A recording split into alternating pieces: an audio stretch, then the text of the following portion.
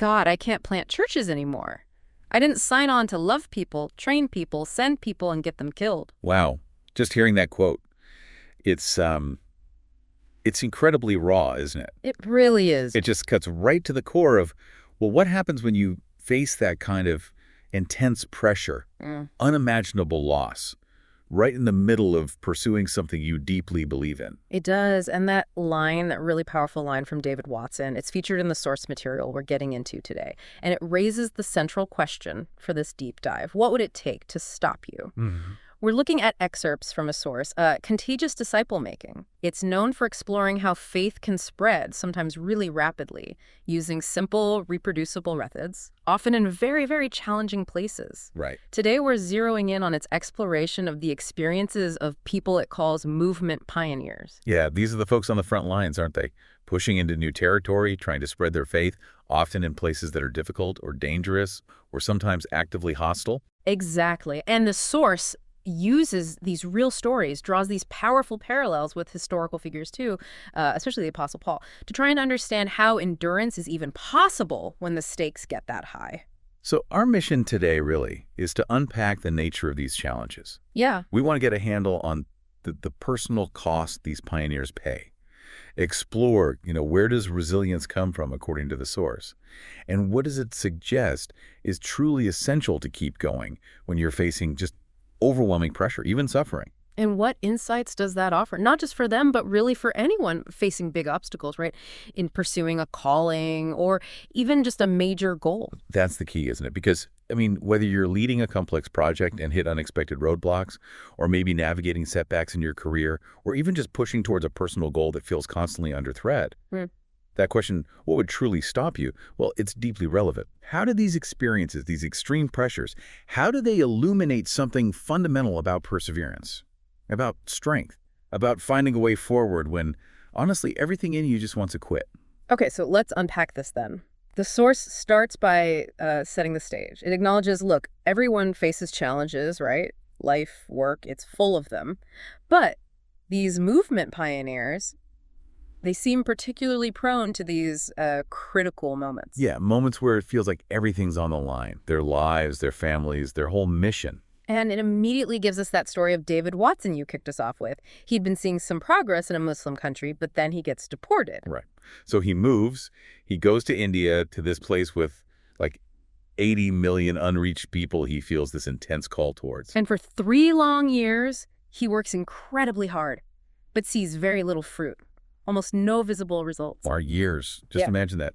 Little progress. And then, within just 18 months, the situation becomes horrifyingly real. 6 of his coworkers are martyred. Killed because of the work they were doing. Just try to process that reality. And then, on top of that, the Indian government expels him and his family. Suddenly, he's, over 2,500 miles away from the very people he felt this burning call to reach? Total devastation, it sounds like. Yeah. Intense external pressure, incredible loss, separation. And the source describes his absolute lowest point during this time. It says for 2 months, every single day, he begged God to take away his call to the Bhojpuri people. He just wanted out, wanted to be released to go home. Wow. Begging God to undo the very thing that had defined his life's purpose up to that point. Yeah. And the source says God wouldn't release him. That must have been just an unbearable internal struggle on top of everything else. Absolutely. And it's that kind of intense pressure, that deep personal crisis. That's what the source says often leads leaders into what Bill Smith calls a dark night of the soul. Now, Bill trains and coaches a lot of these pioneers. He's seen this pattern again and again. And here's where it gets really, really sobering, according to the source material. Bill notes that he's seen, and this is a quote, many more who don't make it through than those who do. Wow. Many crashed and burned is the phrase used. They gave up ministry entirely, lost their vision, went home, or, shifted to something completely different. Some did make it through. The source is clear on that. Some, through that very pressure, actually moved deeper into God. Which is fascinating. Uh-huh. And this led Bill to develop this practice he uses in his training to try and prepare people for the potential realities, the things they might face. He reads out a list of challenges. Okay. And he makes it absolutely clear. This list isn't hypothetical. It's based on actual experiences his trainees have faced over the years. And then he looks them in the eye, apparently, and asks, Which of these, if it happened to you, would stop you, would prevent you from fulfilling your calling? Just reading this list from the source, it's incredibly stark. I mean, it really forces you to confront what your own breaking point might be. Let me share some of these examples, and just remember, every single one happened to someone Bill knew. Your spouse decides to call it quits and go home. Your parents order you to return to your home country. There's no local school available for your children. Practical realities. Yeah. Your financial support is cut by 25%, or it's cut by 50%. You're diagnosed with a serious degenerative disease. Life-altering stuff. Completely. Yeah. Your sending agency collapses. You have to give up your home country citizenship to even do the ministry. Huge implications. You're publicly discovered in sin and dismissed by your agency. Some activities essential to your work are illegal where the people live, or maybe they're illegal where you reside. Constant risk. Your organization supervisor and you strongly disagree on strategy, or others in your organization and you strongly disagree on, say, the gifts of the Spirit. Internal conflict, yeah. You're offered a big promotion, supervising lots of people, but there's no one left to continue your current work. Difficult choices. One of your children is discovered to have leukemia. Your spouse dies.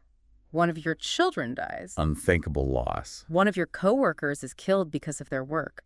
Someone from your agency that you sent to the field is killed. That weight of responsibility. Easily.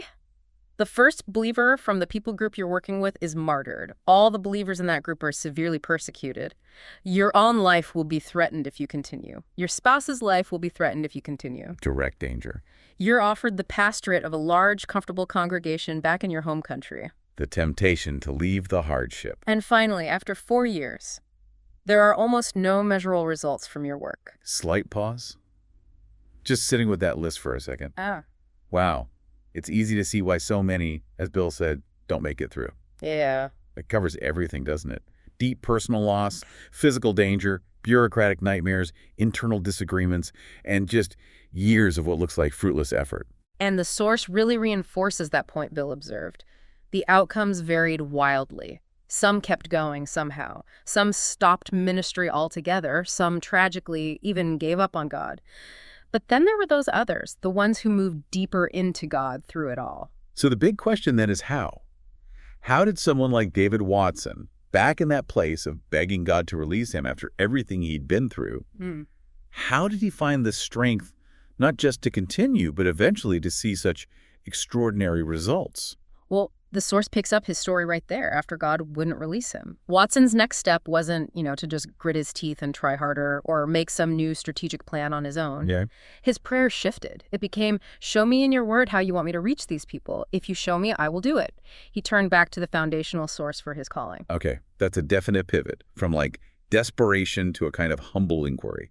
Exactly. And the source says that over the next year, God did lead him through Scripture.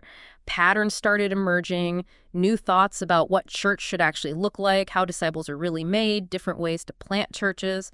It all started coming to life for him from the text. Interesting. So he then prayed for, 5 Indian men in North India to apply these things he was learning. That's right. And God answered that prayer, but it wasn't like, boom, instant success after that. No overnight miracle. Not at all. It took 2 more years of applying these new scripture-based methods before they planted the very first church. 2 years. And all the while, I assume the external pressure was still there? Oh, yeah. His mission agency was questioning the lack of, rapid, measurable results. The source flat out says his job was on the line. Wow. Okay.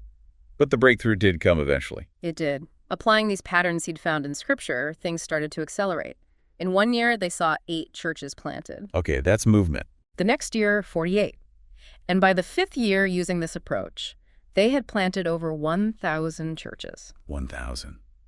That's incredible growth. It was so surprising, apparently, that his agency actually did a formal survey. They thought maybe he was exaggerating, but they found his team had actually underestimated the number. Amazing. What a turnaround after years of struggle and that intense pressure. And the legacy is just staggering.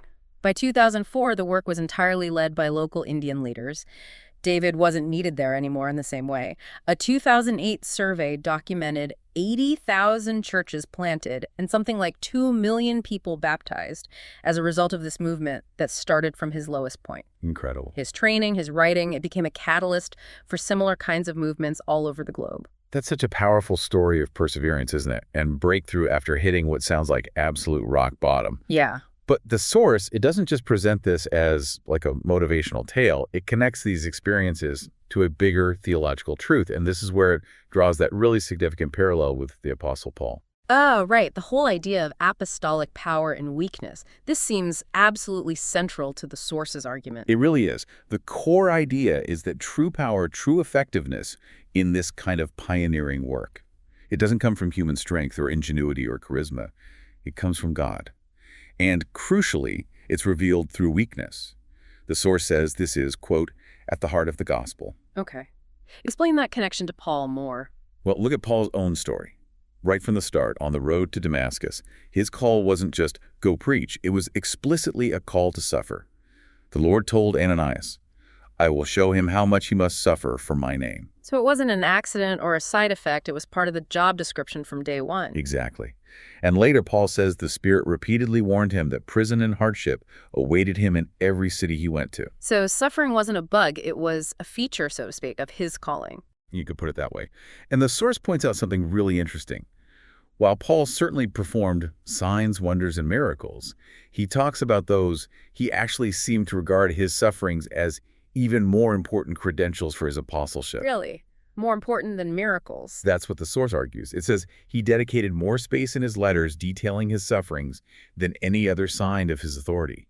The argument is that true apostleship involves taking up your cross, living out the message of sacrifice, not just talking about it. Because ultimately, the church's only true foundation is Christ himself. Right. And the source argues that the apostle, and by extension these modern pioneers, must remain true to that message of the cross, not just in the content they preach, but in how they live, how they conduct their ministry. Their lives have to embody the message. Paul talked about this intensity, didn't he? Saying things like, I face death every day. The source's point here is that true apostolic legitimacy, that authority, it doesn't come from personality or amazing spiritual experiences or even formal commissioning.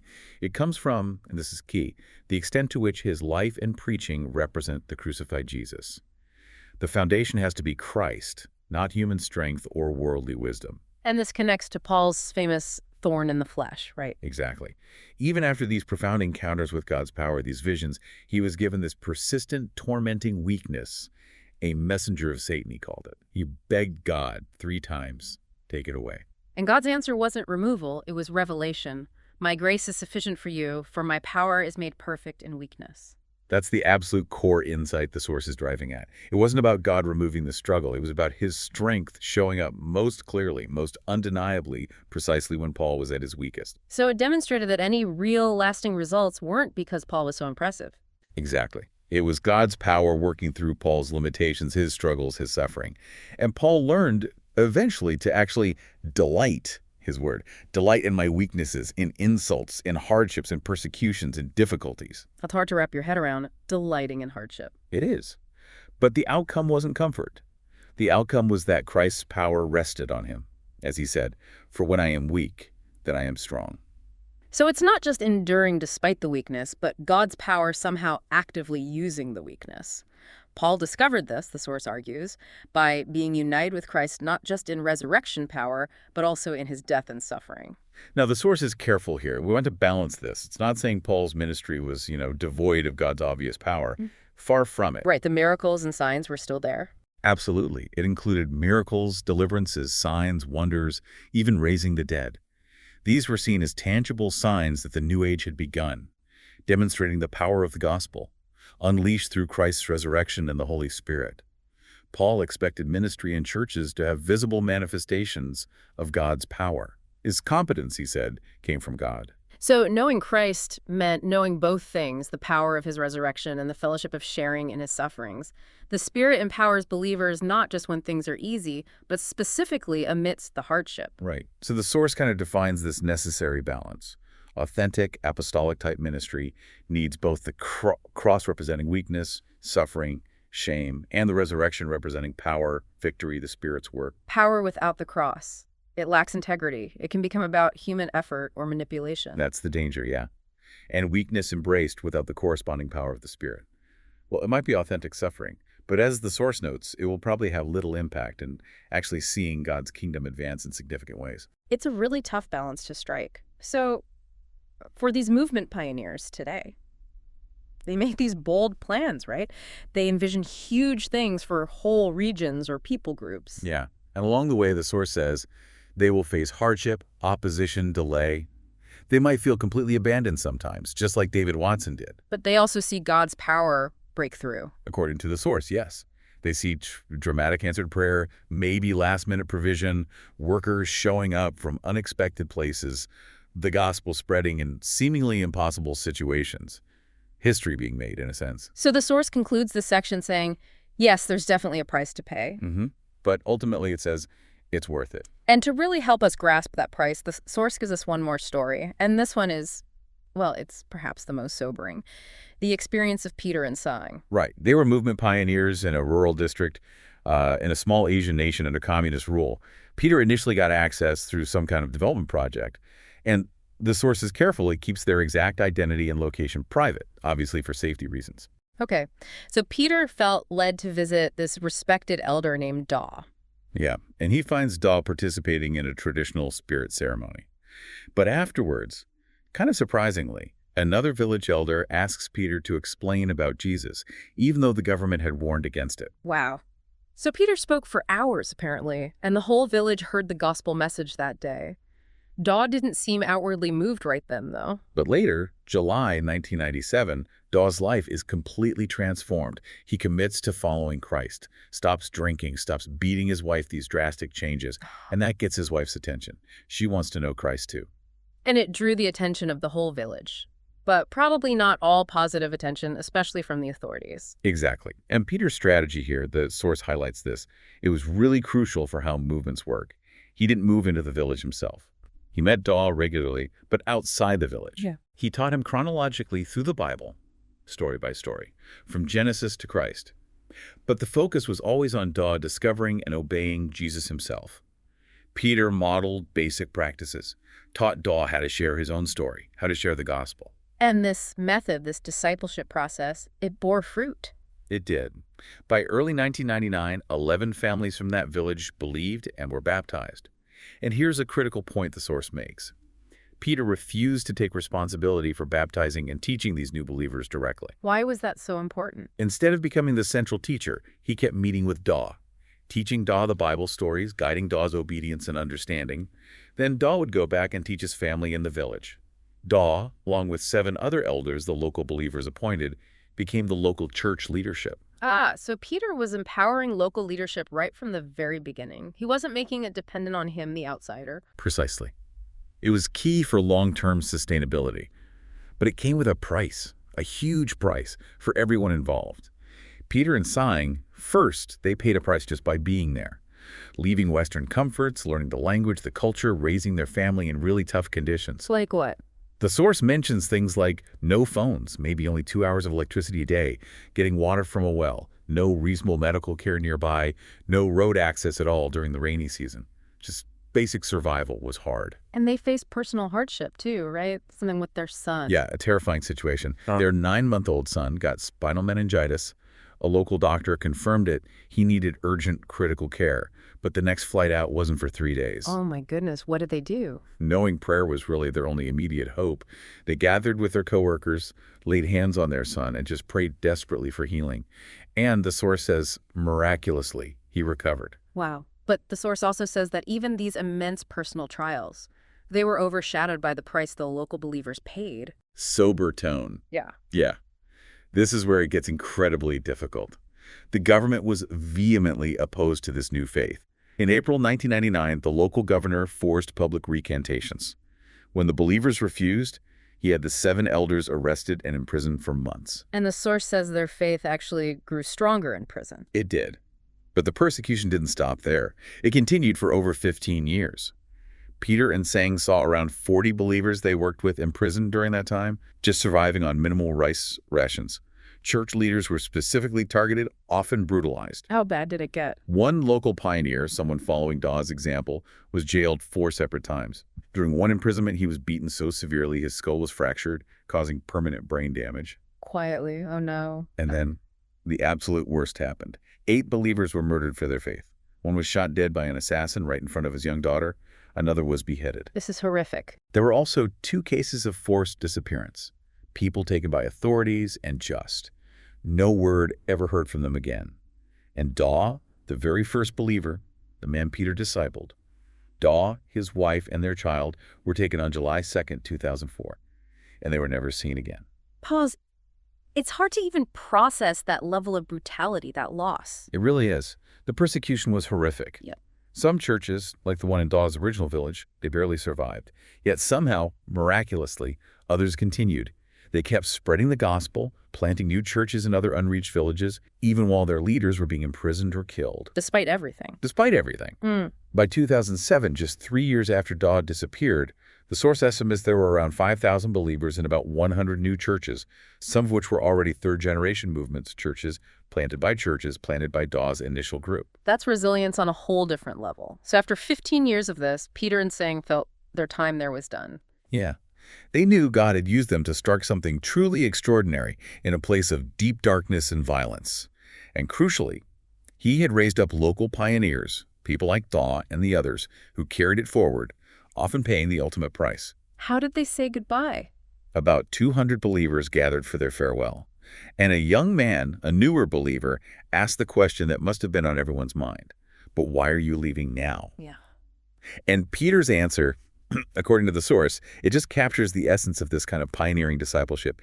He said, "We can leave because of all of you and the legacy that lives on in you." Wow. Because the movement was now truly local, truly indigenous. Exactly. They relocated to a neighboring country, which allowed them to continue training workers, both for the country they had just left and for other Asian nations. They paid an extreme price. God gave them the strength to endure what would break most people. And the source concludes, they'll celebrate the ultimate victories with Daw and his wife and all those who endured alongside them for eternity.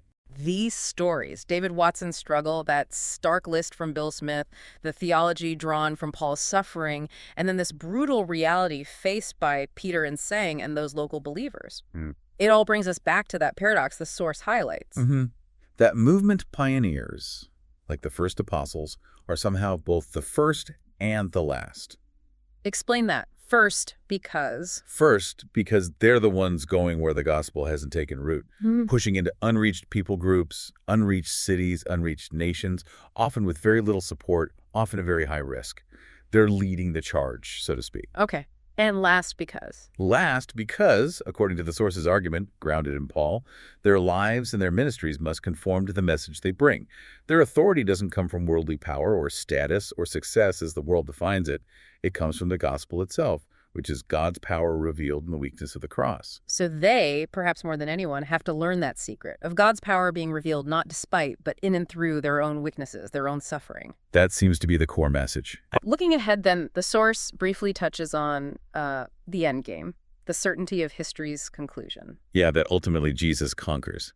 That people from every tribe, language, and nation will be one, united in declaring, "Worthy is the Lamb," that God will make all things new. These things, the source states with confidence, are certain. More certain, it says, than the rising and setting of the sun. But our place right now is living in this overlap of the ages, as the source puts it. Exactly. We struggle, we stumble, yes, we're fragile. But we have this treasure, the power of the gospel, the life of Christ, in jars of clay, in our weak, breakable human lives, to show, as Paul wrote, that this all-surpassing power is from God and not from us.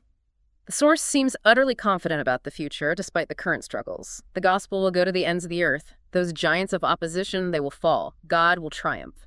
And the fruit, ultimately, will be new disciples and new churches, even in the hardest, most resistant places. And until that certain end comes, the King, Jesus, continues to call people, to lead the way, to be these movement pioneers.